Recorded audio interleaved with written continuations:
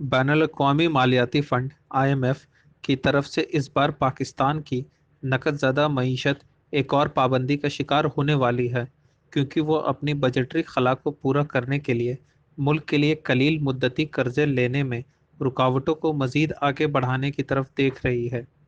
Budget کا یہ فرق اس پیش گوئی سے پیدا ہوا ہے کہ اس سال کے لیے پاکستان کی کل مالی اعانت کی ضروریات گزشتہ تخمینوں کے مقابلے میں اس کی مجموعی گھریلو پیداوار سے 1.5% زیادہ ہوگی۔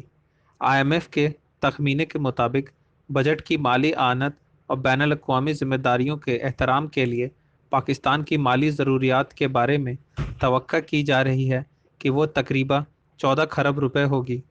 اس کی تصدیق پاکستان حکومت نے کی ہے، کیونکہ وزارت خزانہ نے کہا ہے